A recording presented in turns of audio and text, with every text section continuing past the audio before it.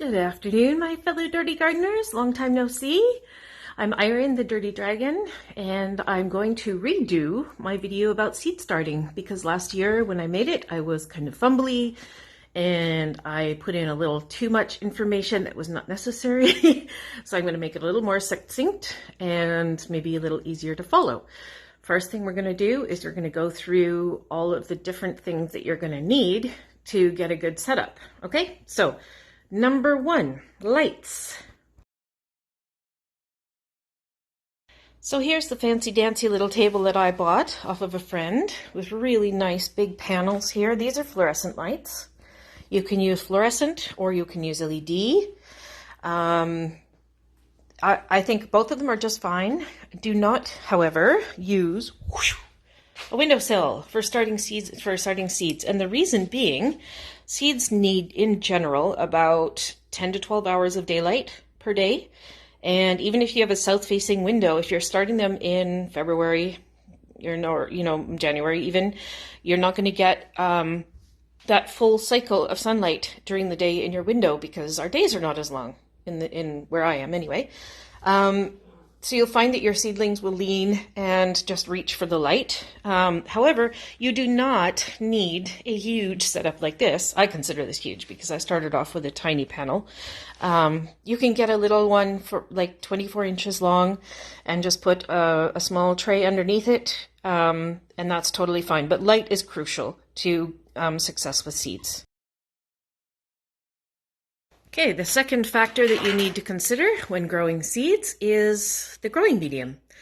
Now, I don't have any particular brand or anything that I use. I just use your standard run-of-the-mill from Home Depot or whatever seed starting mix. Now, there's a couple things to consider. The first one is you don't need to really have anything nutritious. You can use regular growing, like indoor potting soil is what I'm trying to say.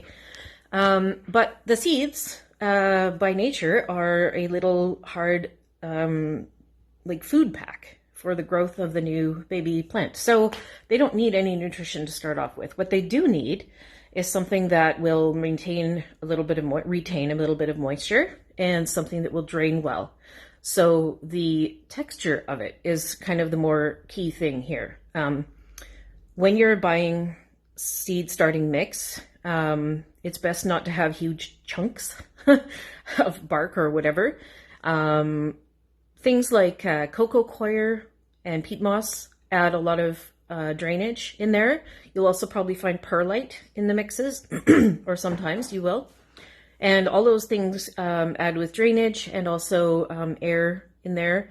And what that does is obviously make sure that you're not going to get issues with like fungus growing in there. If there's too much moisture for non-aquatic plants, then the roots will rot. And since they're so tiny, you're basically killing the plant before you even give it a chance to start. So drainage is key, nice and light and fluffy. If you can crush it in your hand and it stays in that ball that you've made, like tight, that probably means it's got clay in it or something like that. And that's not necessarily the best medium to be growing a baby seed in. So yeah, just nice and light and fluffy. Try to avoid peat moss if you can. I say this because peat moss is not a renewable resource and it takes a very long time for it to regrow. It is a natural habitat, and so pulling from that natural habitat is destroying that environment. And so if you can go with anything that has cocoa coir in it, that'll do exactly the same thing, but it's a renewable resource and not damaging to the environment. Okay, the third thing that you want to think about is the trays and the pots that you're growing in. Plant trays, pretty standard. That's kind of neat how the fluorescent light is affecting that. But anyway, I'll put it out so it's not distracting. Pretty standard tray. I mean, you can find them pretty much anywhere. You just want to make sure that there's no holes in the bottom. And that is because when you're watering your seedlings, it is optimal to water from the bottom. So you want a tray like this. And I have a couple of thoughts about different pots that you can sow your seeds in. My particular favorites are these ones here, they come usually in a set that fits directly into one of these trays, into one of those trays. They fill it up, and the nice thing about these particular pots, number one, they're a little bit larger. They're about, let's see here, 4 inches, I'd say, by 3 inches. And the reason I like that is that they don't dry out as fast.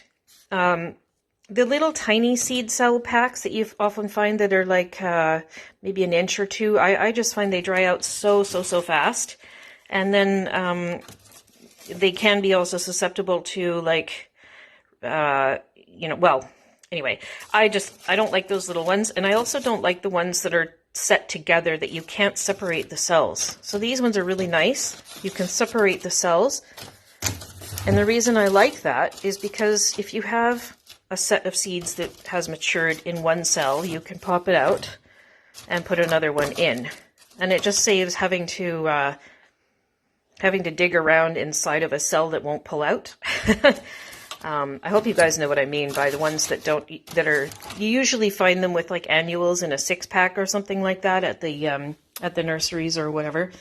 Those are the ones I don't like to grow in. Yeah, they dry out and they aren't you can't separate them. So these are the ones I like the best. However, help yourself to experimenting, see what you like.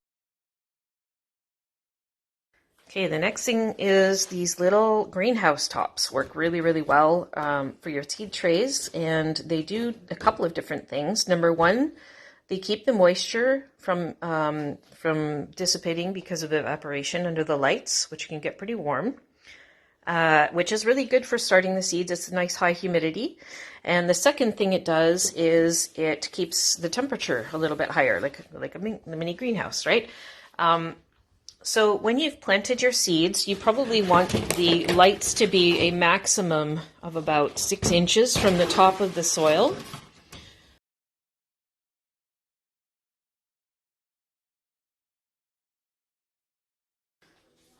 So when you're watering your seedlings, ideally you don't water them from the top, and this can lead to fungal issues because it soaks the top and it often doesn't get down as far as it should. So there's a method called butt chugging. It is not as horrible as it sounds, although I'm sure it could be.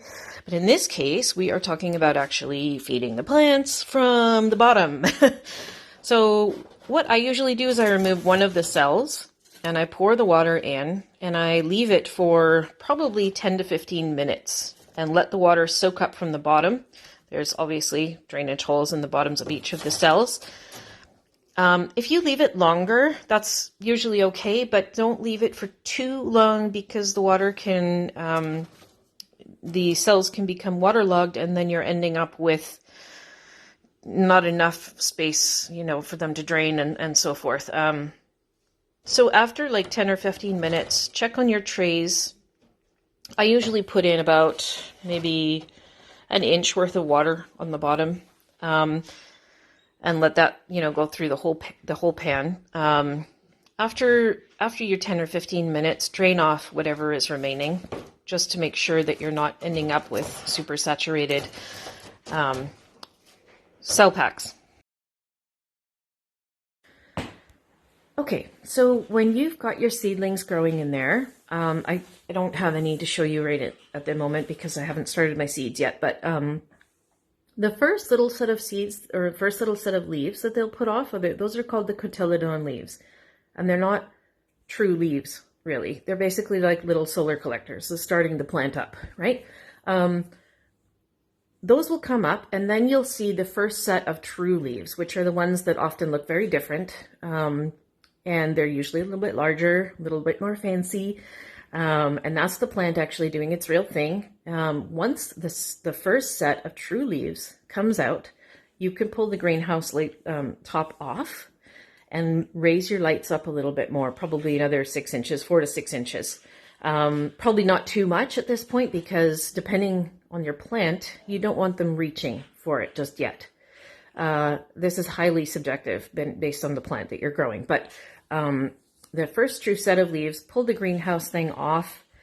At that point, you can get a fan going, a light fan, like just one of those swiveling fans, and that simulates wind.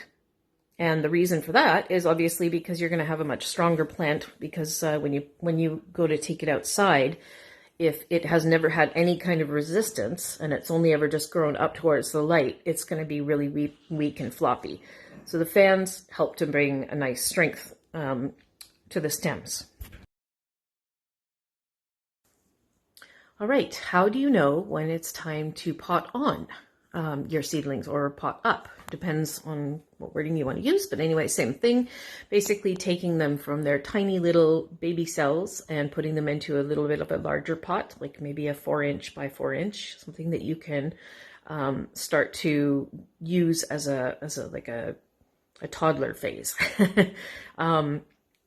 When your seedlings have got, I usually look for a little bit of root coming out of the bottom of the cell, and also when they've got a couple of different true leaves coming out. Like I like to wait for like usually three sets of true leaves to come out. Then what you can do is you can pot them into a little bit of a larger pot, put them into an actual soil, which has nutrition in it, instead of just the growing medium.